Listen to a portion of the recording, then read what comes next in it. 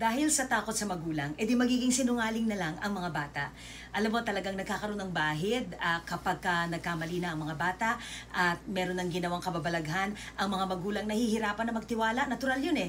At pag nangyari yun, lalo naman talagang magsisinungaling ang mga anak natin dahil natatakot na sa reaksyon. Ang iba naman natatakot sa parusa, kaya iiwas na lang sila o magsasabi na lang sila ng ibang kwento para hindi na sila masisi o hindi sila ma-judge.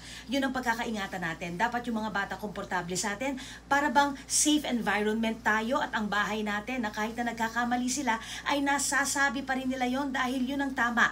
At kapag komportable sila, ibig sabihin hindi sila masyadong takot sa mga magulang na ma-judge sila. Dahil ang pagkakaroon naman ng pagkakamali, ang mga nagkakasalanan, natural naman yun, di ba? Kahit naman tayo, hindi tayo perfecto, nagkakamali rin tayo. Kapag nagkamali ang anak natin at komportable sila magsabi sa atin, abay, iproseso mo. At nang sa uulitin ay hindi na gagawin ng anak natin.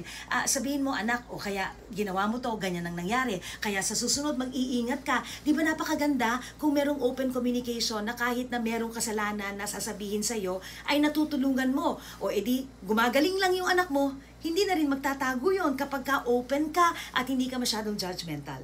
Think about that.